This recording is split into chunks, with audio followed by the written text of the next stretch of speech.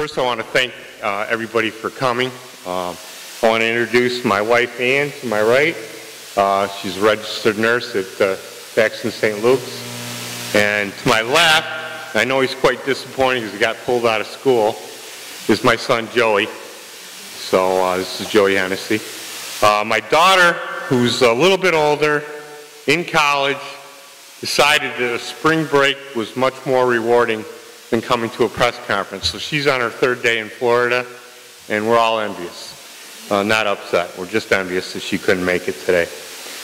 On a more serious note, I have, for the past 3 months, been traveling throughout the central and upstate New York area of the 47th District.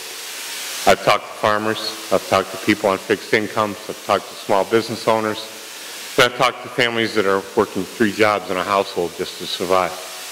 We know what's going on in our community, and we know that we need new leadership. I will be seeking the office of the 47th Senate District, and I look forward to bringing my campaign, my values, my principles, my ideas to the public.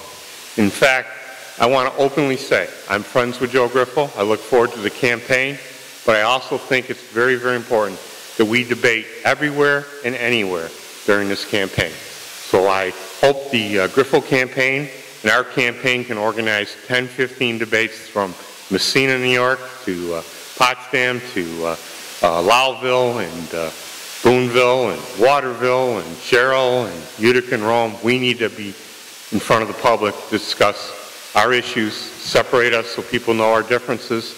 We can all do that in a very professional and polite way. Kind of want to go right away to the fact that I've been described by some people in the media, and maybe rightfully so, as being a little bit aggressive, contentious.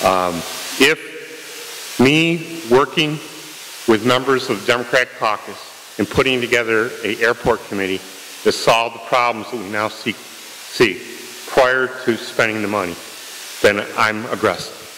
If it meant that I worked with people to develop a rural planner in county government for the first time, to help local communities, and we hear from the towns that this has been one of the best services ever, to help them expand infrastructure, get grants, then I'm guilty of being aggressive. If it is standing up to a ridiculous and flawed agreement with the United Enterprises, and one which would have stopped revenues after 10 years, which would allow another 180,000 acres to go into trust, which we would never receive tax-paying money, and which would have hurt the tax base of those who stayed in the area, then I'm guilty of being aggressive. If it means I cut the property tax proposal of 2009 with other members of the Democratic caucus from 10% down to 5%, I'm aggressive. If it means we killed for the first time a bond resolution by the county executive, which he said that we desperately needed, but later found the $400,000 in a $360 million budget, then I'm aggressive. But I'm aggressive for the taxpayers' interest of Oneida County, which I want to take throughout the 3 counties, Lewis County and St. Lawrence. We need a fighter in Albany. Albany's become too dysfunctional. We need to open up government. We need to be more transparent. And ethics must be the #1 point in government. To regain the trust of the public, we have to clean house in Albany. We need a fighter to do that. And I think I'm the right person for it. Where conflicts exist, then people have to leave state government. When laws have been broken, people need to be prosecuted to the fullest and as quickly as possible. It's time to end putting elected officials in government who use government for their self-interest ahead of the interest of the taxpayers they represent. Those days are over. Second area of concern, obviously, is the finances of the state of New York, ranging anywhere from $7, $8, $9 billion deficit we're now facing. We don't need people shouting out ideas just to get a press release. We need to work together in a serious manner to solve that problem. The first area we can solve that problem is collecting $1.5 to $2 billion, depending on whose estimate used, by collecting the sales taxes on fuel and cigarettes from Indians across the state of New York. If the Mayor Bloomberg from New York City can start this fight and see this problem, the rest of us need to get behind it.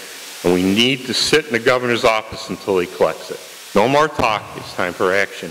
And that would be the first place to receive a step towards reducing our deficit. Secondly, I've proposed that we need to have budgets on time, and we need legislators to take a payroll cut. We need to cut our salaries because we're going to be asking for people in government to cut and make sacrifices so we can live within our budget. It needs to start at the top. So I propose a 6% cut in salaries. We also need to look at government in every angle where things have been sacred cows in the past and try to change the spending habits of New York State. And if it means looking at pensions for new people going in, then we need to do that. Everybody's going to have to sacrifice in the state. Certainly the taxpayers of New York State have already done that. We also need to eliminate these fees. Fees all over the place. We got fees for the right to collect sales taxes. So a business owner who does all that work has to get charged $50 every year just to have the honor of collecting sales taxes. Other states actually pay the establishments. We need to get rid of that fee. We need to get rid of the snowmobile fee where we're taking money out of their funds that need to go to the trails, need to go to advertise our tourism in the north part of the state so that we can get people to come up and travel, stay at hotels, go to our restaurants. So we need to keep that money in that fund rather than put it into the capital budget. These are some of the ideas that we want to go forward on. There's a couple job projects I'm really interested in trying to promote. One of which is in Utica, New York. We need reasons for people to come downtown. And one of the thoughts I've always had was to complete the Adirondack Railroad from Utica all the way to Lake Placid. I've seen where that's done in other places. I have friends that have gone to Grand Canyon where they have their railroad, and it brings lots of people into the area. And if Utica was the hub, and they drove into Utica, stayed a night at the hotels, went to the Stanley Theater, went to the restaurants, that would provide new energy for downtown Utica, New York. Then they would go up into Lake Placid and all the way up and make stops in Old Forge and other places and get off. But it would bring new business up here. We've become a tourist attraction. Instead of talking about it, instead of putting nice brochures together, we need to have some kind of real reason for people to come here. And I think that would be a great plan. In the north part of the district, Route 81 and Route 87 on both sides of the state need to be connected. We need to have construction work being done to bring those roads together. We have stimulus money out there. This would be a project that would provide immediate jobs, good construction jobs, good paying jobs. It would also help in commerce, getting people to travel over to the northern part of my district, which would be good for commerce in that area. So these are projects I want to work with the federal government, work with the private sector, and be a team person in bringing things together. You know, I hear that I haven't worked well sometimes with the Republicans. Could say that they haven't worked well with me, but you know, the Disability Act of Oneida County, where they get a partial exemption if you're disabled, that was me and Rick Plisnick working together on that bill. You know, on the Indian agreement, it wasn't just Democrats who voted against it. After they listened to us and after the public spoke, they came together too with us. You know, we have worked on certain issues together, and we will continue to do that, and it's badly needed in Albany. Finally, again, I want to reemphasize the state's finances as a secondary key position area that I want to focus on. And finally, again, the third issue that I really want to focus on also is the collection and enforcement of the laws that already exist. I don't want a penny more or a penny less from Oneida Enterprises. I want the right amount. I want a fair, level business deal so Vernon Downs can survive and so that other businesses can stay in the area. We lost another restaurant this week, and we don't need any more of that. We need to rebuild our tax-paying businesses out in the western part of the county and also in the northern part of the county where the Mohawks have a casino.